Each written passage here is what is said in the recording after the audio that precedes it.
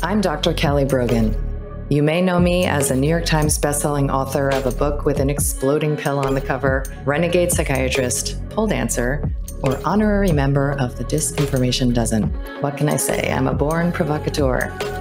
I've spent most of my recent life exposing deceptions, connecting dots, and discovering the secret places my inner victim is still waiting to be liberated. And now I feel called to help you reclaim all of your parts, your health, your sexuality, your power, and your expression, so that you can finally truly own yourself.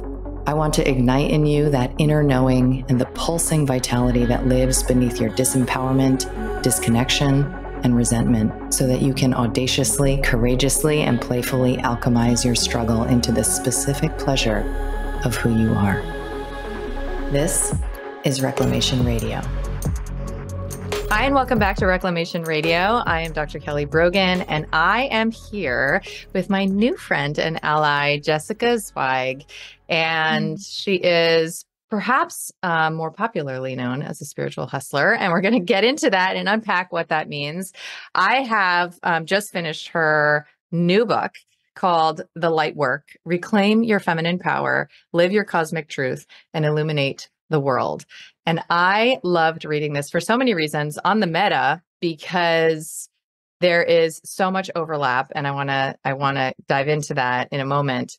And we've walked very different paths, right, to come to a lot of similar conclusions about what feminine empowerment and embodiment, perhaps one and the same, actually look like. But I want to just start out with something I said on your podcast when I came on to speak with you and your folks, which is that you are one of the few, and I'm looking to expand this collective in my life, but few women that I interact with where I really feel the flow of energy through you, right? So I know, as somebody who has been very tight, like tight and rigid in my body, tight and rigid in my emotions, I know when I'm around a woman who's tight. I don't know how else to say it. Like, I'm like randomly crude about it, but like, you know what I mean? Like, her energy is tight, and you have such an aliveness, you know, and we've never met in person. We're about to,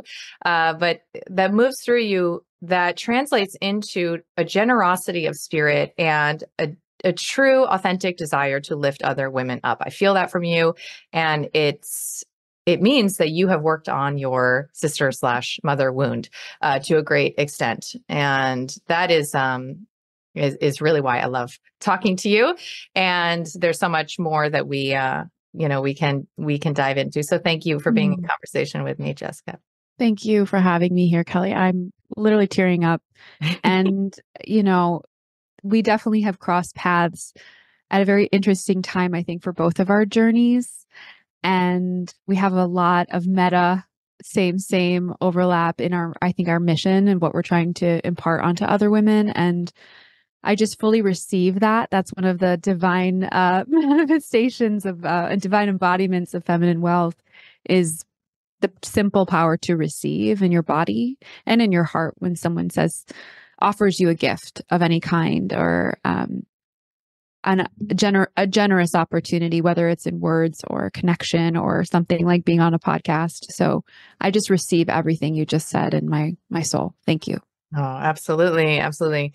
And yes, I want to get into these codes that you reference. And there's so many different topics that we could explore from your book and through the lens that you bring to the table on this subject.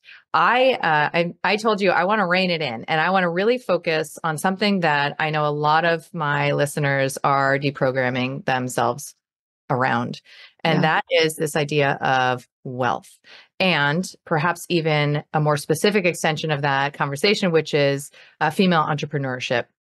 So I've been speaking to that subject myself as somebody who was very twisted up about it, very confused. I think most doctors are, right? Because we're supposed to be philanthropists and doing this out of the goodness of our heart to help other people. But then we also run businesses, and nobody ever acknowledges that in our entire training. Yeah. And so that conflict between service and prosperity is very baked in. And I know it is for a lot of folks in the, sort of healer, facilitator, light worker, starseed realm, right? There is this idea that it is potentially shameful or at least non-virtuous to even have a relationship, an intentional relationship to currency, right? To money, to exchanges.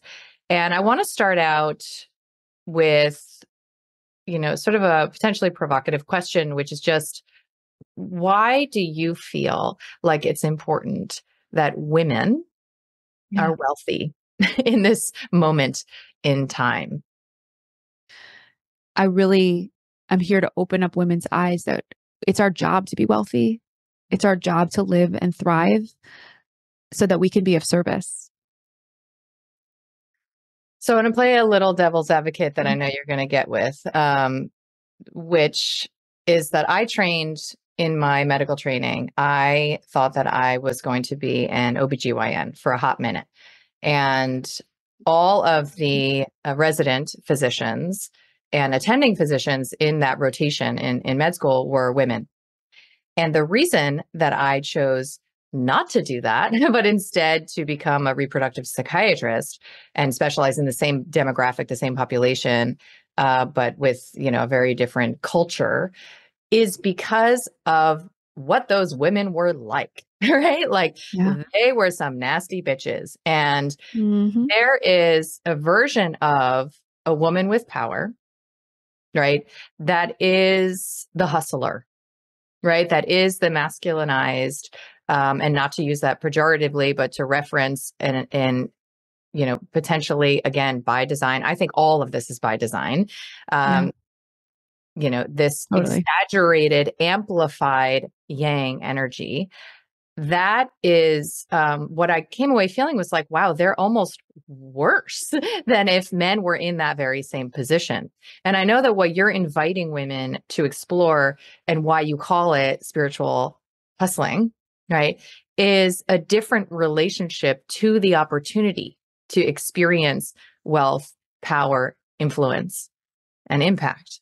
Yes. Right. So that caveat seems really essential to me, so that, and obviously this is like the high horse I'm on these days as a recovering feminist, right? Like that seems like, ladies, right? Like we have an opportunity here, and we embrace that opportunity when we take our feminine nature, our feminine essence, and put it at the foreground of our focus. So what do you mean by, and what have you learned even through your own, right? So you have a similar path, right? Through your own relationship to earning, right? And business.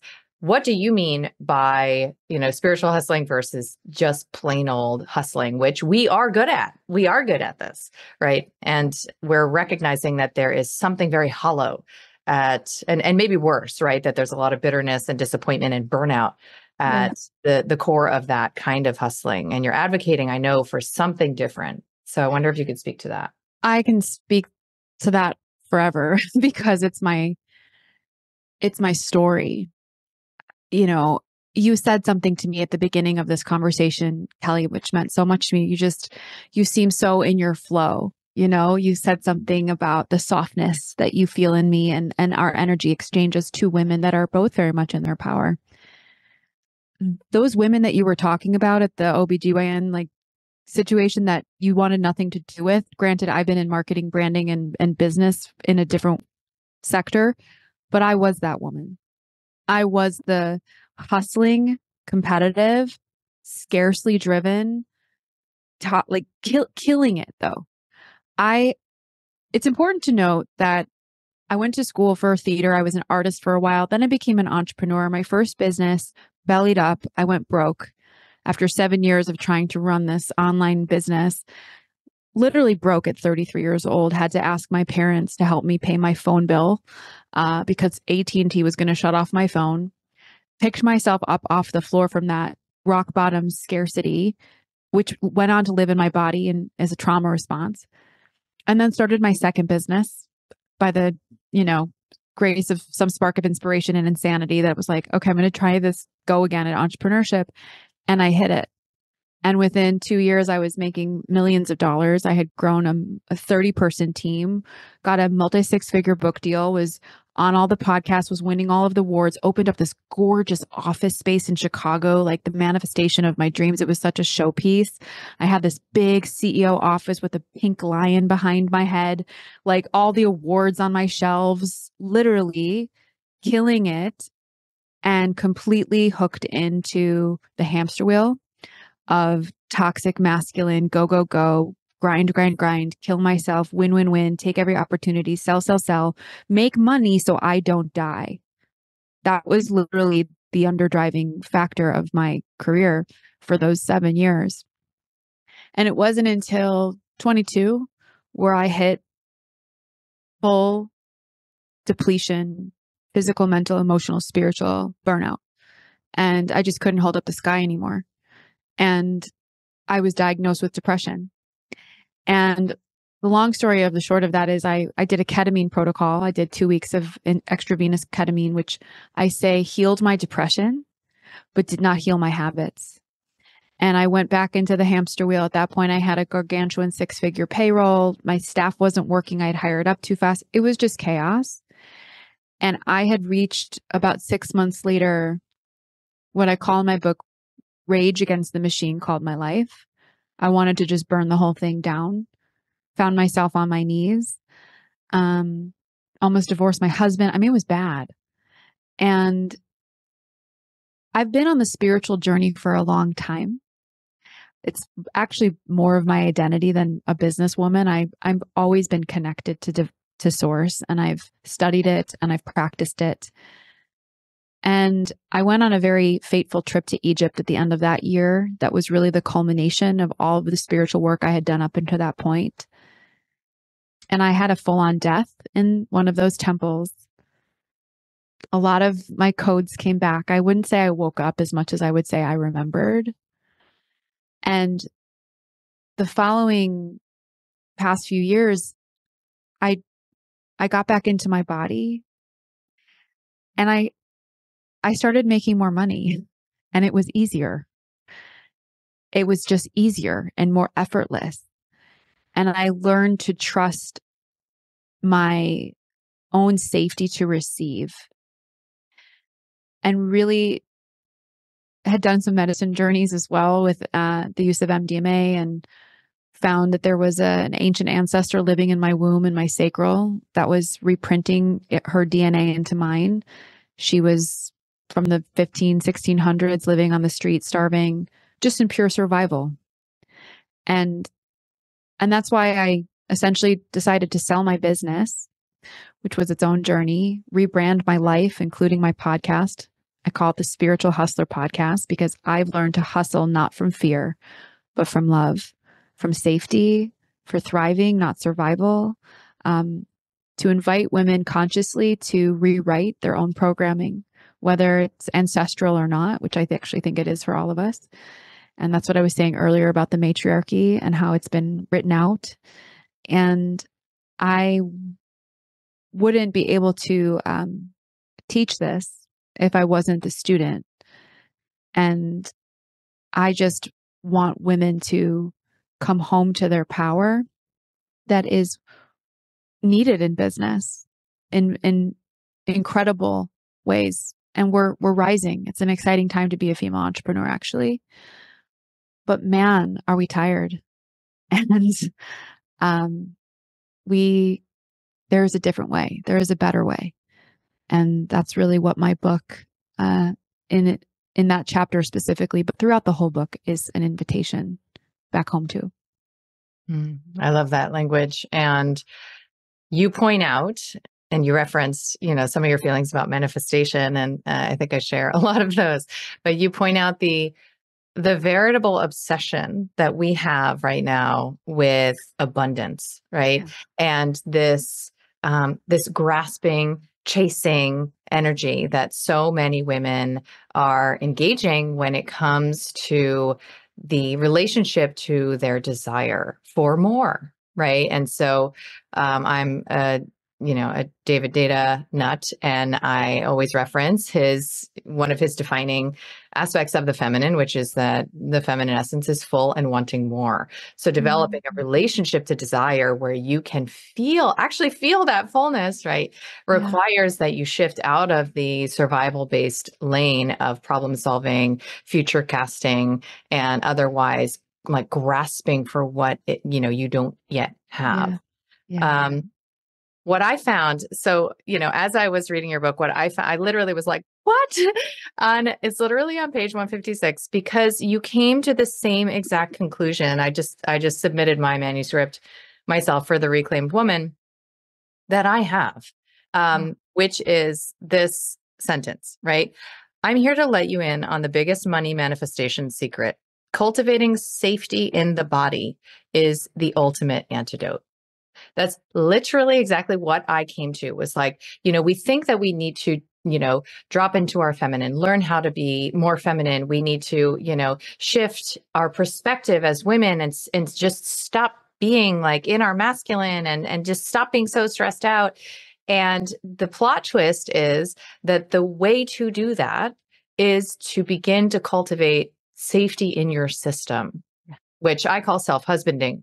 Whatever you want to call it, it is a practice of identifying what you need to exhale and providing that to yourself. Even though we are relational beings, even though you have every entitlement to, want to source that from institutions and organizations and your lover and, your family, we can skill up in this arena. And I think the subsequent reframe that you provide, you call it 8 divine feminine embodiments of manifestation, is so helpful. And I want to share a couple of the highlights and speak about that with you, because you have, many, many years of experience in the entrepreneurial realm working with this contrast that, we just talked about, from sort of softpreneur, emergence from that grind.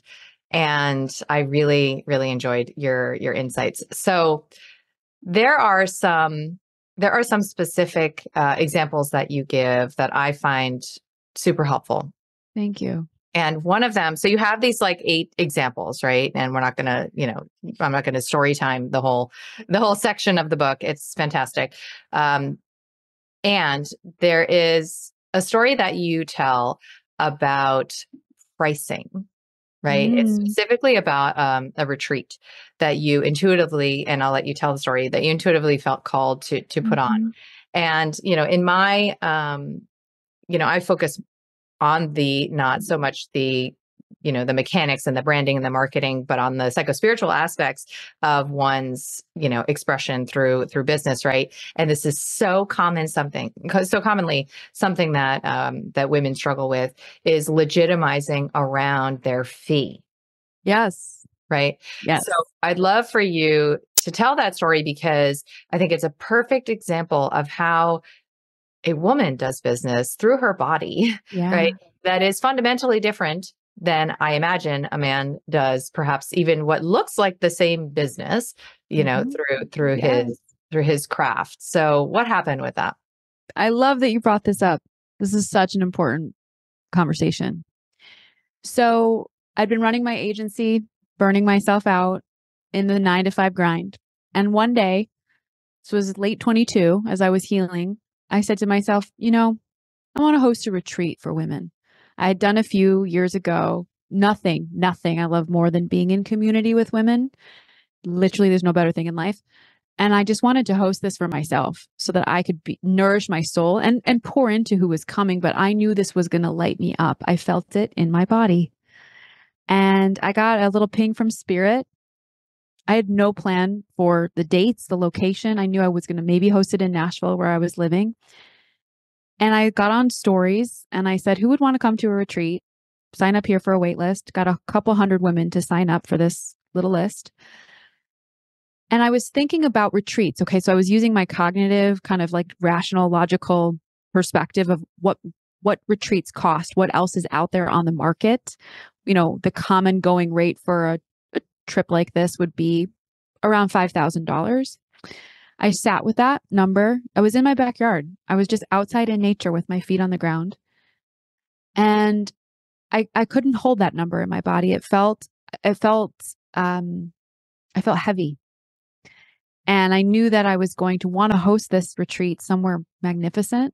I didn't want to cheap out on, like I said earlier, I like nice things. I want to host retreats how I like to travel. I want it to be bougie. Okay, so I went up to $10,000 in my mind. I was just first starting with the fee of what it would take for Jessica to truly enjoy this and to deliver something she felt was in alignment with what she knew she could offer. And the number 10,000 didn't really sit right either. I was like, it's going to take me 8 months, 9 months to produce this. I have to hire a small team to help me do this. I don't want to skimp out on like meals. I want some extra cash and, overflow for experiences, bring in a healer. Like I was really just, again, no spreadsheet, just sitting there in my brain and my heart visioning it. And then the number went up to 15,000 in my body. And, before I kind of tell you what happened, Kelly, going back to the safety in the body being the ultimate antidote. And thank you for reading that line back. I've done all the manifestation stuff. I've made the mood boards. I've watched The Secret. I've taken the courses on neuroplasticity and rewiring your brain, visualization. It's the content. It's not the context. It's half the story. We have to know in our bodies that we are capable of receiving abundance in the first place. That's where it starts.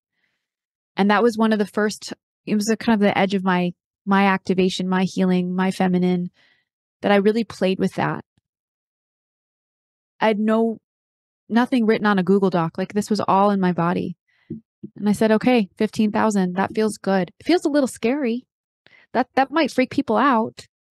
But I also wanted to call in women that were also in their abundance, that were also, willing to invest in themselves, that were going to trust their own bodies, that this was a yes. And the story goes, I took that couple 100-person email list, announced I was doing it. I picked the date, I picked the location, and 17 women signed up in a month. I didn't even have to promote it on Instagram. I made $250,000 in 30 days, and it was effortless. And it started with tuning into my body.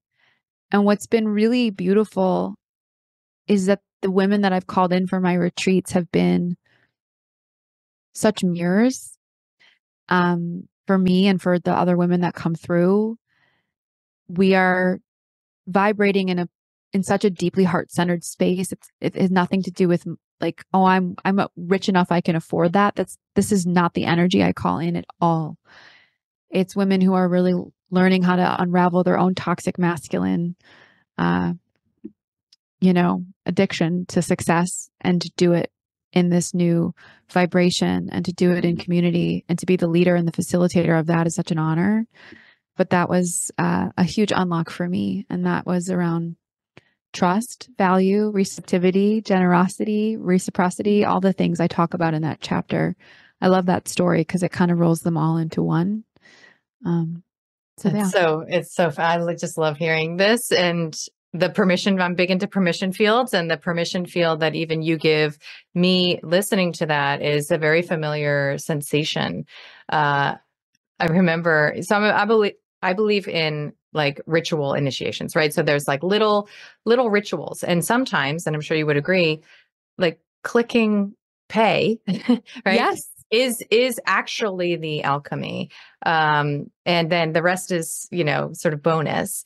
I remember I was with my girlfriends in LA, and we were shopping, and we went into this store in Santa Monica called Flannel, I remember. And I was looking around, and there was like a little sale rack, and I found this silk dress that I thought was absolutely fabulous. So I have a very intuitive relationship with money, and I've never had a budget, for better or for worse. And I also always seem to have exactly what I need and more, right? So I did not check the price of this dress. And I get up to the counter and the woman very casually is like, it's like $1,500. And so of course I'm trying to like be cool, right? I've never spent $1,500 on one item of clothing. Like if I didn't have ethical conflicts with fast fashion, I would absolutely still be shopping at Forever 21. So I try to just like roll with it, right? So I buy this dress and it literally changed my life. Like I have an entirely new wardrobe. Maybe y'all have noticed. I have an entirely new wardrobe because of that one dress. And then maybe like a month and a half later, I woke up and I was like, you know what? I'm a silk dress girly now, and I'm done, I'm done with whatever the hell I was wearing before. And I initiated myself into another level by doing something uncomfortable. And that was a pattern disrupt. So what you're describing for these women, I know, even being the woman, right, who goes to and invests in a $15,000 retreat, suddenly they are a different kind of woman, perhaps even a kind of woman that they judged prior, right? And I also love that you were guided by your own pleasure metrics, right? So like I charged, what would be considered probably, a pretty penny for my consultations in my Manhattan practice. And I did out the gate. And I always was very legitimized in that.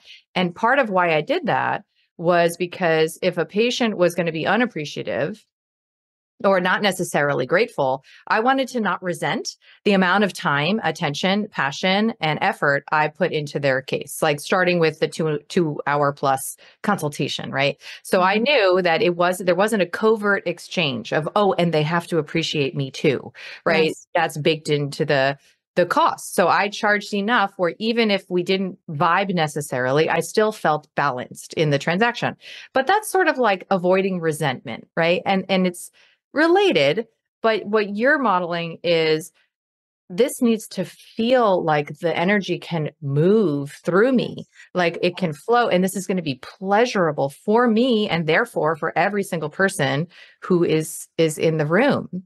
And that is it's the shift. It's the shift into the lived and embodied abundant psychology. I absolutely love that. Thank you. You also appreciate that. tell a fantastic story because you've referenced this before about, the giving and taking, right? So we know these vectorized energetics are very well represented through money.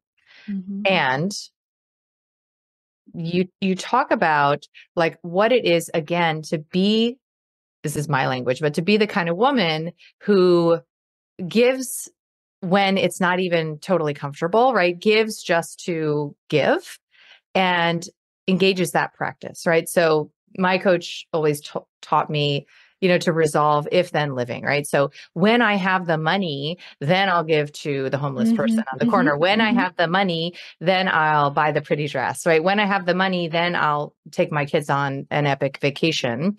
And the little ways that you can start to bring that into your lived reality now. So you tell a story about giving a tip.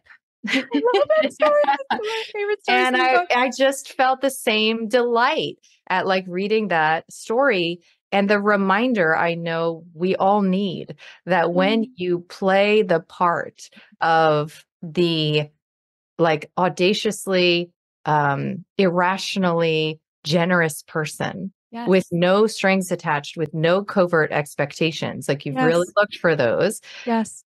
There's ripples that are just exciting, right? Like that's what we came here for. It's like, let's see what the fuck happens. Yes. So I love for you to tell that story too. As you're talking, my whole body is vibrating and I can feel my heart expanding. And this is what I'm talking about. It creates this fountain of abundance for frequency of the world. Like it's so much bigger than you at rounding up, it's when you really set intention behind it. And so it's important to note that I was a waitress for 10 years. I worked in the service industry. I cocktailed, I bartended, I did the whole industry. So my heart is in that world like forever. And I was in Chicago. I love to take myself out on dates, even though I'm married and I have a wonderful husband. I love my alone time, and we're very autonomous. So I literally take myself out on dinner dates once in a while. Wanted to go to the hottest restaurant in Chicago, so couldn't get a reservation. So I show up at like 4:55. The doors open at 5 p.m. There's already a line around the block. I'm like, damn it, I just wanted to sit at the bar. Get to the host stand. There's a table for one left. I'm like, typically when I go out, I like to sit at the bar, but I'm like, okay, I'll take a table. I have a book with me. I'm like, a waitress's or a server's a kind of worst nightmare. Like, oh, I've served this one person. My bill isn't going to be very high. Like, I know the psychology. This server, her name was Lee. Shout out to Lee. Hopefully, maybe one day she'll hear this, read my book. She was so kind to me. There was zero weirdness. Like, she thought it was dope that I was there by myself. She took such good care of me. And we chatted. I got to know her. It had just, the doors in life had just opened after the pandemic, after being quarantined. Her industry got hit the hardest. I learned her story. She went to Seattle and worked on a wine farm outside with her family because she couldn't make any money for almost 2 years. She was super passionate about the industry, and I just could see my former self in her. And anyway, the bill comes. It's $90. I think I ordered a martini and some appetizers. And I didn't even think about it, Kelly. I mean, I did, and it was so instinctual. It was so just reactive, but like not in a, it was this innate response in looking at that $90 tab that I was going to leave her 100% tip. It wasn't even a question. And she didn't butter me up that night to get a big tip. There was something so genuine in her energy and heart. And I left her $90 tip, 100% tip on a $90 check. I say in the book, and I still believe it, it's the best $180 I've ever spent. And I literally could have never talked to Lee again, and just felt so good to sprinkle that generosity, that frequency of abundance behind me. And it doesn't have to be I like to go up a couple bucks on my Uber driver, my Uber Eats, or if I'm checking out of the pet store, it's like, do you want to round up and donate to the pet charity? Yes. Like, be generous wherever you can. And it puts you, I think, in your queen vibration. It puts you in your goddess vibration, that you know that there is so much to go around, that there is always going to be enough for you as much as there is for everyone else. And you get to be the leader of that. And so Lee tracked down my number and was so grateful. She texted me the next day, the server. This is the hottest restaurant in Chicago. She's like, anytime you want to come in, you just text me. And so I've never taken advantage of it, but I've brought in clients and family, and so she paid it back to me in the way she could, but she never even needed to do that. It felt so good to give. And I think that's a code, if I may say, of Gaia, that we have lost. Because again, we're running in a lot of survival, and that's no one's fault. That's just the water we've been swimming in. But I hope with my book, especially that chapter, that these embodiments are just keys to just unlock where you are safe with money, and how you can set the example of this feminine embodiment around what a wealthy woman looks like. And it doesn't have to be like you're a multimillionaire, Melinda Gates style, like wealthy in the life that you already live. And that does create more magnetism, I believe, for more. Yeah, I think that open, unconstricted relationship to money is itself the generator, right? That is the paradox. And, I always tell my girls that, because I love to spend money and give money and all of it. And my girls, interestingly, my daughters are very frugal. I don't know how else to say it. They could worry about how I spend money and all the things. Yeah. And as I already mentioned, I don't have typically expensive tastes, but I love experiences, and I love experiences to feel a certain way. And I tell them when you spend money, spend it with pleasure, spend it with ease, like spend it with a green light, like of yes, or don't, right? So it's like that mixed energy of like the like I said, like the tight tip, right? Is a reflection of something that has everything to do with your eros, everything to do with your feminine essence and your vital force connection to this like unending supply that always will carry you. So you talk about the imperative to learn, and you referenced this when we first started, to learn how to receive. And I also have come to a similar conclusion. In fact, I told a story recently of a woman who came up to me in like a Pilates class, right? And she's like, "Your hair is so beautiful. I love your curls." And I was like, "Oh, thank you. It's so much work." Right. And I have, as many of us women do, a long history of shrinking back from a compliment, trying to level the playing field, trying to make sure that she thinks it's okay that I have hair that's pretty, right? Kind of a thing. And the psychology of constricting around the receptive moment is so deep to unpack. And I think it does have a lot to do with, not self-attenuation in service of seeming protection, right? So like if I'm smaller than my mama, right, I'm not going to be in danger of losing her love, kind of a thing. And we project that on so many different sources. So how have you reconciled what it is to receive, and do you ever still struggle with it, right? Is there ever a self-conscious moment where you feel unsafe with a lot, right? And whether it's a compliment or it's like a literal revenue, whether it's attention, right? Because you rub elbows with some, pretty popular folks and, have made a name for yourself. Are there moments where you still remind yourself, like, exhale, relax, open, right? And just say thank you? All the time.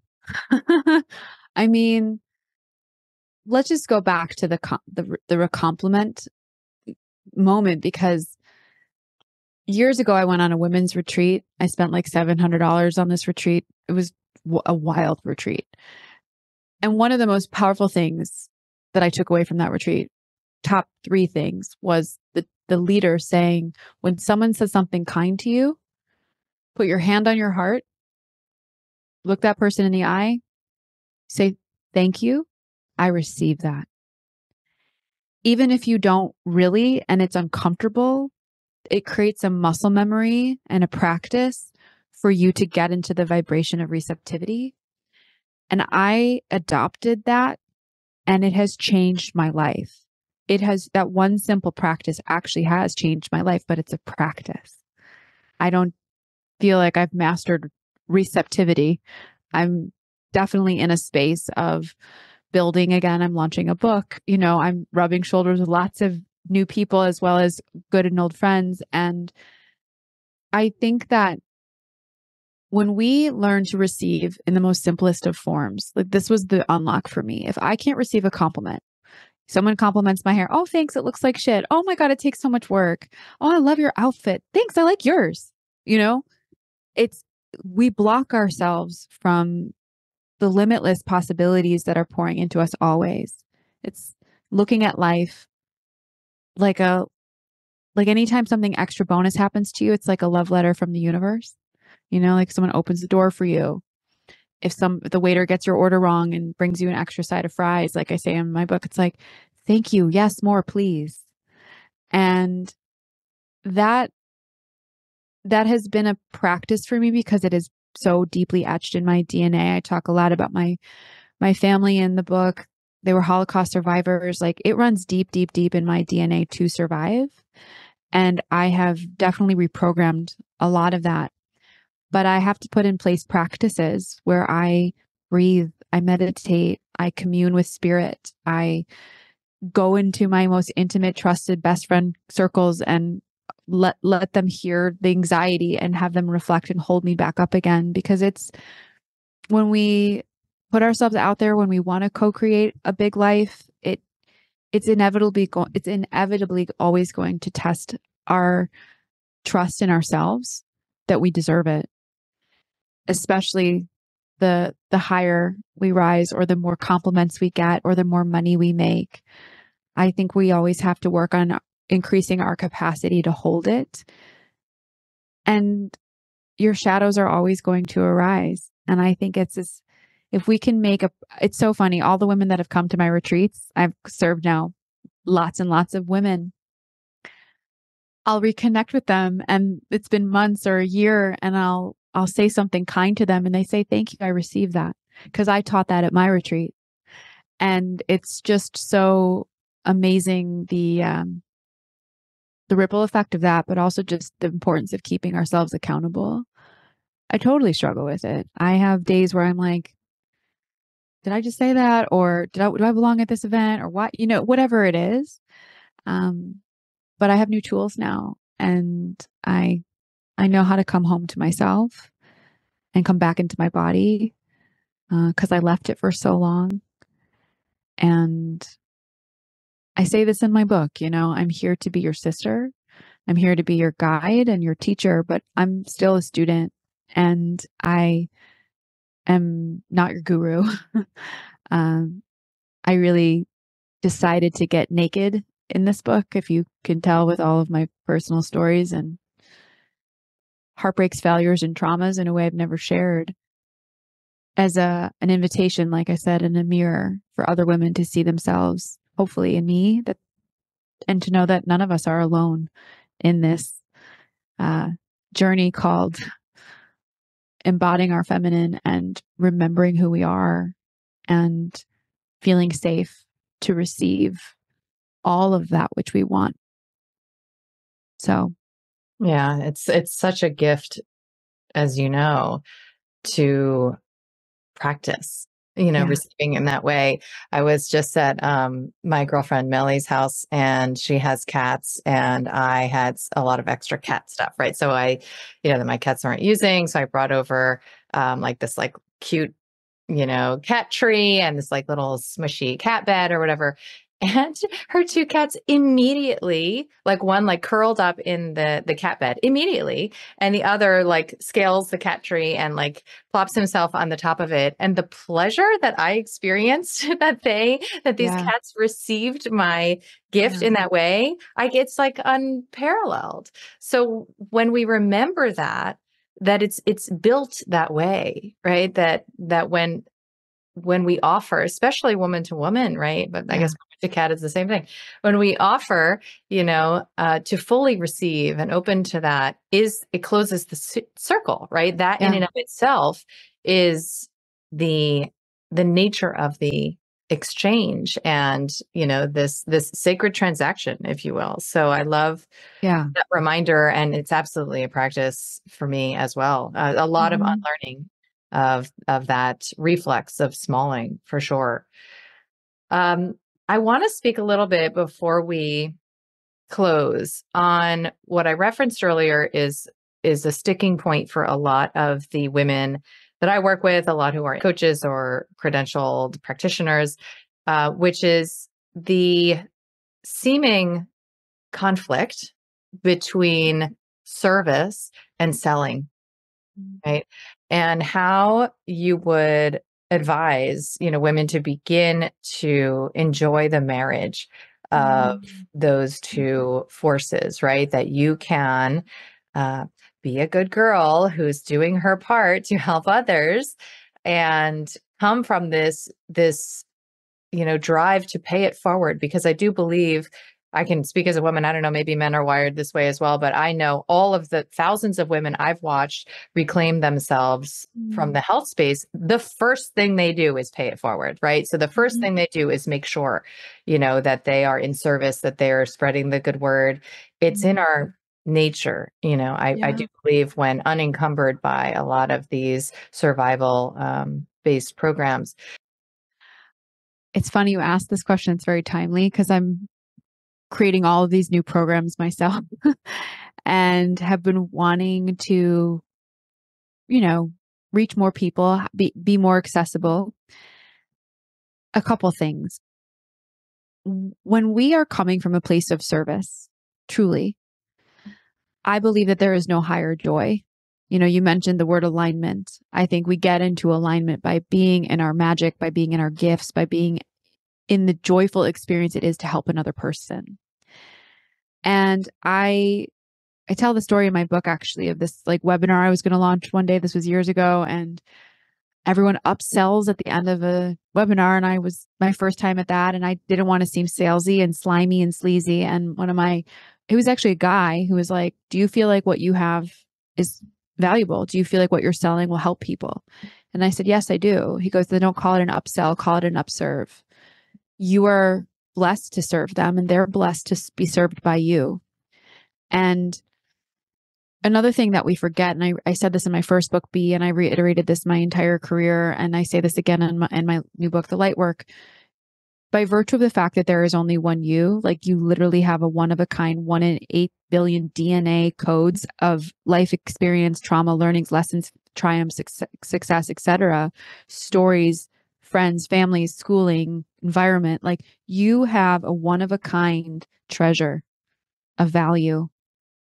And women are really missing that, if I may be so bold to say, that we put so much of our value in what we do and not who we are. And that someone could sit in our presence for 15 minutes and not say a single word to them, and they would still get value by being in your energy. Like hold that. Actually picture that. Could you charge money for that just to sit in your presence? That is the vibration and frequency that I am inviting women to step into, try on. I'm trying that on myself. And the last thing I want to say, Kelly, because it's a really good question around, I want to reach the masses. I want to be accessible. We change the world one person at a time. That's really how it works. That's at least what I believe.